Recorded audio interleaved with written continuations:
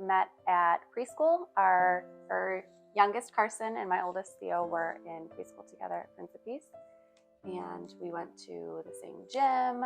So we saw each other in a lot of halls, but we didn't really develop a close relationship until I'd say when I was pregnant with Eli and you brought me ramen because I was obsessed with ramen. Do you even remember that? No. At the gym, you were like, I have ramen for you. I did? Last summer, it started actually where I noticed like a spot on my leg, looked like a little freckle, and me knowing like a little bit about skin cancer and melanoma, I was just thinking this looks a little weird. So I'll just make an appointment for the dermatologist, even though I'm sure they're going to say it's fine. So I sat on it a little bit and then finally made an appointment, and they said, well, looks a little weird. We'll just do a shave biopsy. They took a spot on my left leg and my right leg, and I didn't hear back for 2 weeks. So I thought at that point everything must have come back fine. But then the doctor called me and said they found melanoma in one of the moles that they removed and very extremely abnormal in the other mole that they removed. And they wanted me to come back the next day to talk about the treatment for finding melanoma on my legs. And you hear melanoma, you hear skin cancer. I was scared. I didn't know even what questions to ask in my appointment. So I knew Liz had gone through something. I didn't know the extent of the treatment that she required, and she was the only person that I knew well enough to call and say, this is what's happening, and can you help me prepare for this appointment? So it was a Wednesday morning at about 8 o'clock in the morning because we're moms and we're both up that early. So we talked on the phone and she helped me think of questions to ask the doctor. Yeah, I remember sitting in my driveway. I had just dropped the kids off at school. I got your text early in the morning. It was like 7:30. You're like, can we talk? I said, I dropped my kids off at 8:25. I'll call you then. And I knew that it was something that you were trusting me with. And got those kids off to school, immediately called you, and we talked all the way home. And I sat in my driveway for like another 45 minutes just talking you through it, and hopefully giving you some sort of peace and understanding of what the next couple of days would look like. And also just some questions that I asked, and this list that I compiled like 7 years earlier. And it totally did help me prepare for the appointment. And thankfully, when I did get to the appointment later that day, the dermatologist told me that it was stage 1, like the very earliest melanoma in situ, so like the very earliest stage, and grateful that we caught it. The treatment was surgical excision, which is basically cutting it out, and they removed a spot from my left leg and a spot on my right leg. And then through talking with Liz, she shared with me more her story of what she had went through when she found out she had melanoma, and it was way more serious than mine while she was pregnant. So I think just hearing another person's story helped a lot. And she helped me.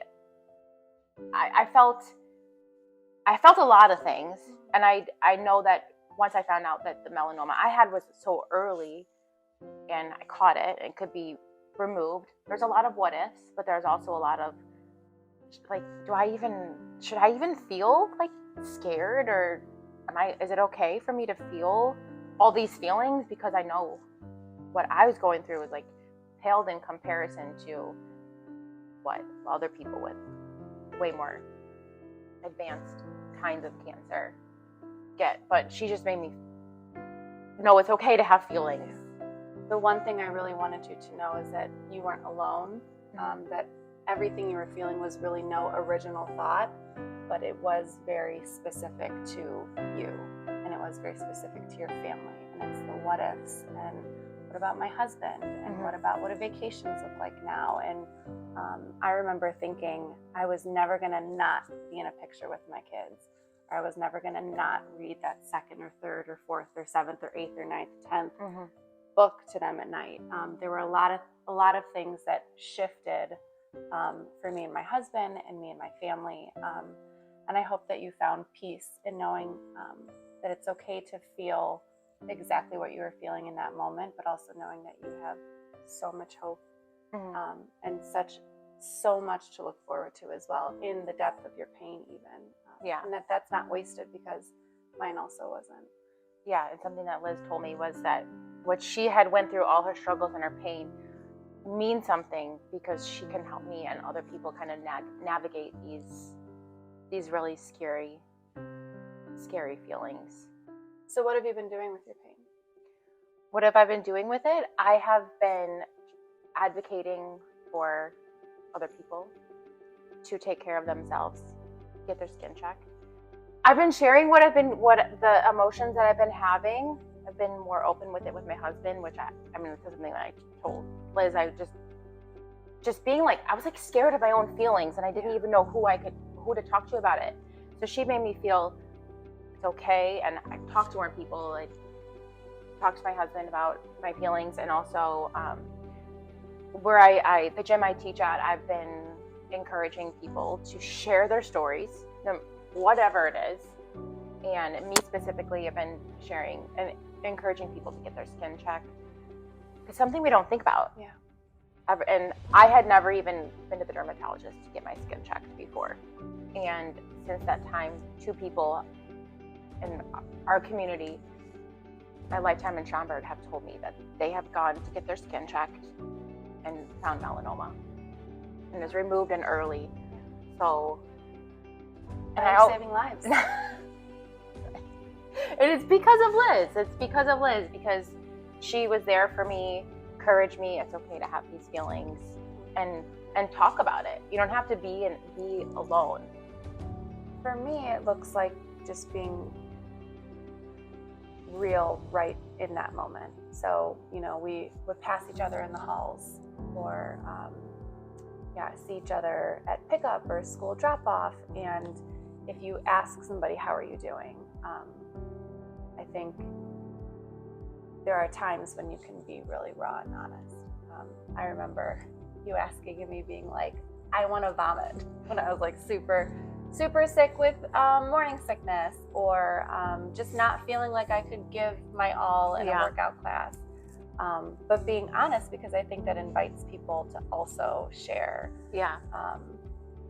And I think we have the opportunity to go first. And if someone asks you, how are you, to be honest, because we see this much of people's lives.